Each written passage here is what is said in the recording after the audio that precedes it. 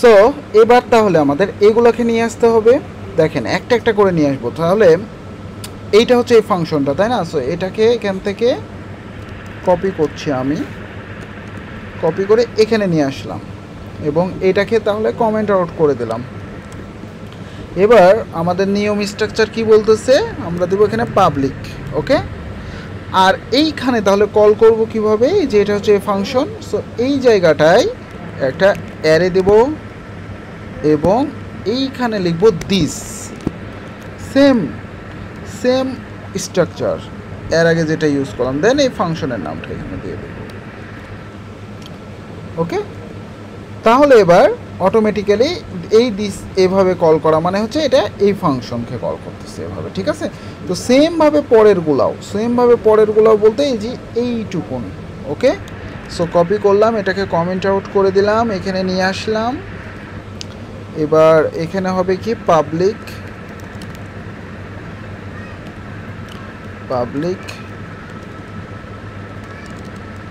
ঠিক আছে? সো দুইটাকে আমরা এখানে নিয়ে আসলাম। ওকে, এবার এই জায়গাটায় কল কি করে হবে, এখানে দিব অ্যারে, এপারে ক্লোজ, আর এই জায়গাটায় আমরা বলবো ডলার দিস, ঠিক আছে? ব্যাস, এটাকে কল হয়ে যাবে। আবার এটা সেম অ্যারে ডলার দিস, আর লাস্টে হবে কি অ্যারে ক্লোজ। ব্যাস, এই কয়েকটা ফাংশন এই স্ট্রাকচারে চলে আসছে।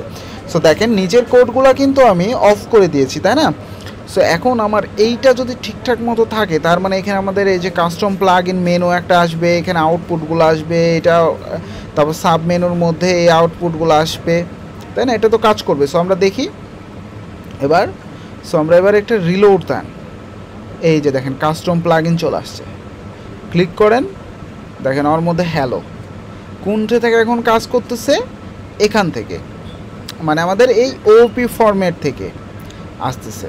সো আমরা এখানে অটোমেটিক্যালি ইনস্ট্যান্সিয়েট করেছি, অটোমেটিক্যালি এই ম্যাজিক মেথডের মধ্যে যা লিখবো সেটা কল হবে অটোমেটিক্যালি, ঠিক আছে? সো এখানে কল করেছি, এখানে কাস্টম প্লাগ ইন তৈরি হয়েছে, এটার আউটপুটটার ফাংশন কী হবে সেটা এখানে ডিফাইন করে দিয়েছি। আবার সাবমেনু এখানে বানানো হচ্ছে, আবার সাবমেনুর ফাংশন কী হবে সেটা এখানে কল করেছি। সো সাবমেনুর মধ্যে এখন যান, এই যে সাবমেনু দেখেন, এই যে সাবমেনুর আউটপুটগুলো চলে আসছে, ঠিক আছে?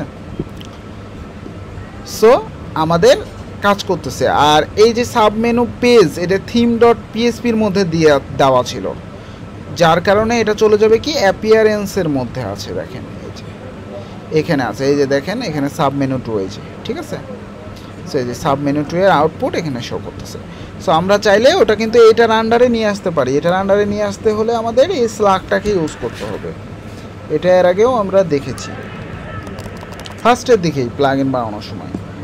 সো এবার একটা রিলোড দেন, এই যে এটা এখন চলে আসছে, এই যে দেখেন সাবমেনু টু এটার মধ্যে চলে আসে, ঠিক আছে? সো বুঝতে পারছি অবজেক্ট ওরিয়েন্টেড ফরম্যাটে আমরা কীভাবে করতে পারি। এইভাবে আমরা পরবর্তী কোডগুলোকেও নিয়ে আসবো স্টেপ বাই স্টেপ, ঠিক আছে?